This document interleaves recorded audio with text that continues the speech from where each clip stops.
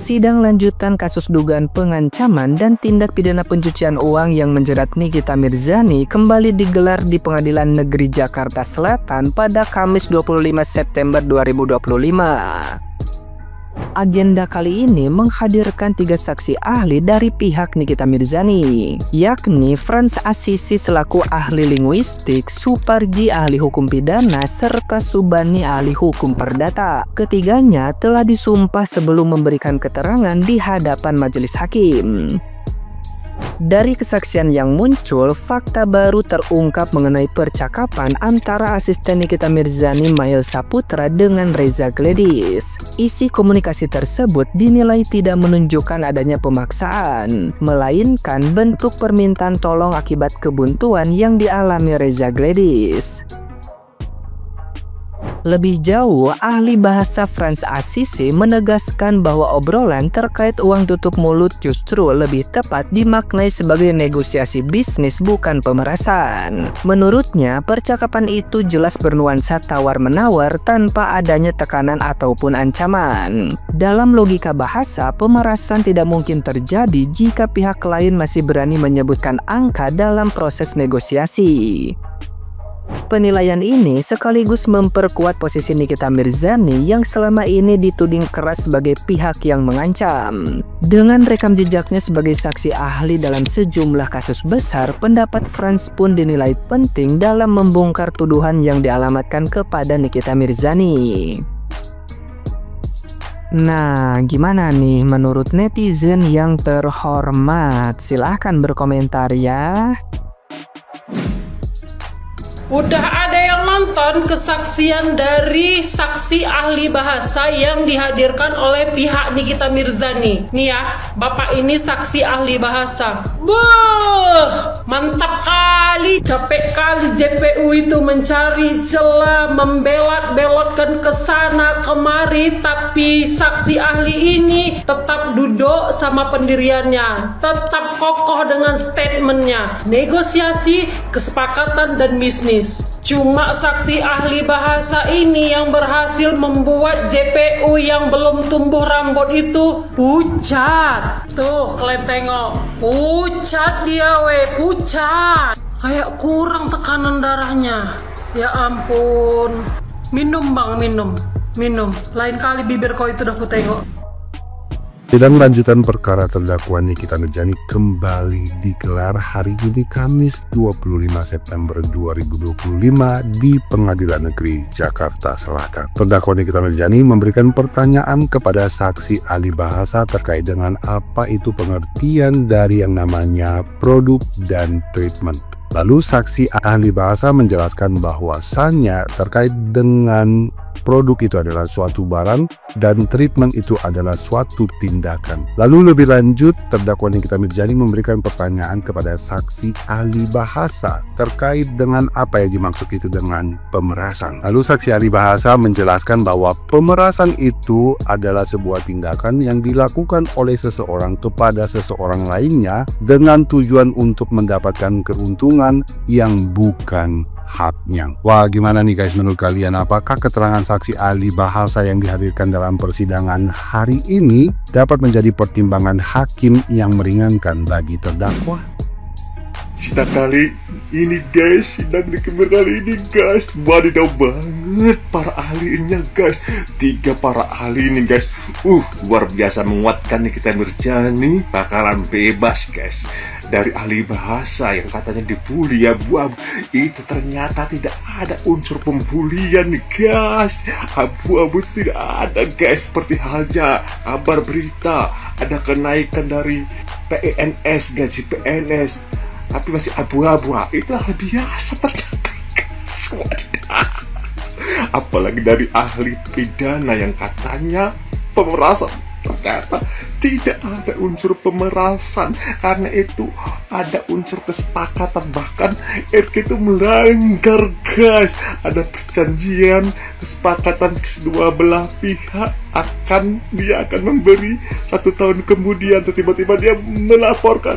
Itu ternyata guys hal yang salah guys.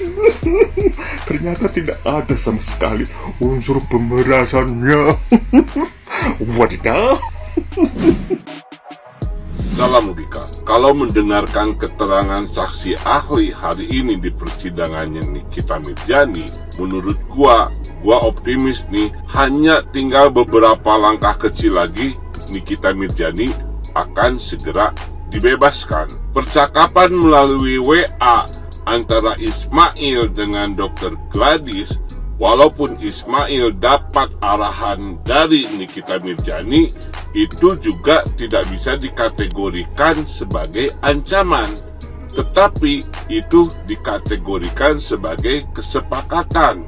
Terus, masalah uang 2 miliar yang telah ditransfer Dr. Gladys kepada perusahaan di mana Nikita Mirzani membeli rumah, itu juga tidak bisa dikategorikan pemerasan dan penyamaran, karena di sana udah jelas-jelas untuk Nikita Mirzani dan dari Nikita Mirzani. Bahkan menurut ahli ini, uang 2 miliar itu sekalipun itu benar dari bukti pemerasan, berarti yang memeras juga yang mentransfer harus dikenakan hukuman. Semoga aja Nikita Mirzani segera dibebaskan. Hidup Nikita Mirzani! Saksi ahli hukum perdata di sidang Nikita Mirzani tanggal 25 September 2025 itu kok kagak nyambung ya? Orang sidangnya sidang pemerasan dan TPPU, kok malah bawa ahli perdata?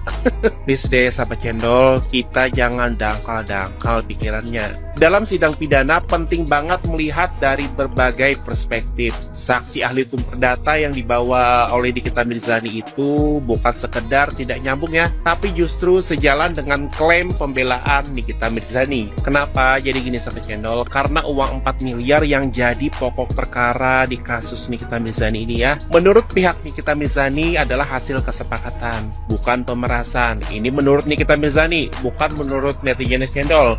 Nah, jadi kesepakatan itu jelas-jelas lah ya, ranahnya itu hukum perdata. Jadi lewat ahli hukum perdata, tim kuasa hukum Nikita Mirzani itu ya berusaha menunjukkan bahwa peristiwa itu lebih tepat disebut perjanjian sipil ketimbang tindak pidana. Kalau sahabat channel yang sudah lama ikutin VT dan live streaming netizen channel ya, tentu tidak asing lagi dengan istilah-istilah seperti pasal 1320 KUH Perdata, perbuatan melawan hukum atau onreh matahedat, konsensus atau kesepakatan, dan konsep-konsep dasar lain dalam perjanjian. Itu semua tadi diangkat oleh saksi ahli hukum perdata. Artinya analisa yang kita bahas selama ini bukan asal-asalan ya sahabat cendol, tapi tentu saja ya kesimpulan akhir tetap ada di tangan majelis hakim. Apakah hakim akan melihatnya sama dengan pembelaan Nikita Mirzani ataukah berbeda? Itu baru akan kita tahu nanti. Nah, jadi kita kawal terus ya kasusnya supaya masyarakat juga belajar tentang strategi hukum dan hubungan antara ranah perdata dan ranah pidana.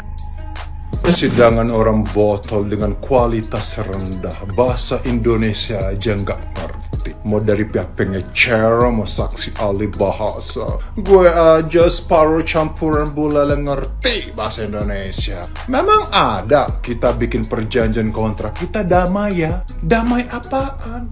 Kalau kita tabrakan di mobil, di jalanan, oke, kita damai. Kita tabrak motor, damai. Nggak harus kita ke polisi segala macam. Kalau kita bikin kontrak, kita kerja, nggak ada damai. Ya kontrak-kontrak aja. Bekerjalah itu kontrak ke perjanjian. Terima kasih, deal ya, deal. Tapi kalau damai, itu artinya ada keributan sebelumnya. Ada ribut, ada sesuatu yang salah, kita damai ya, clear ya, jelas ya, tenang ya, udah beres ya. Kata damai itu karena ada keributan. Nah, keributannya apa? Yaitu pemerasan, maki-maki, hinaan dari si Marijan. Jadi ini persidangan paling botol yang saya pernah lihat seumur hidup saya. Yang pengecerongnya katanya S1, S2, S3. Pengecerong penguasa. Nggak ngerti apa itu damai. Dan saksi ahli pun diarahkan apa itu damai. Itu artinya kesepakatan. Damai bukan kesepakatan adalah kita pernah ribut. Sesuatu yang negatif didiamkan ya, supaya diam, supaya damai, supaya bungkam. Itu damai supaya membungkam, damai supaya selesai.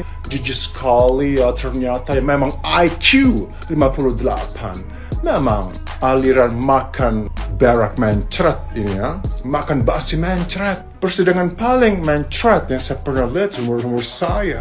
Logika nggak jalan, nggak ngerti bahasa, maki-maki, mencak-mencak. Paling hukumannya ini 20 tahun. Kenapa? Karena si Marijan residivis.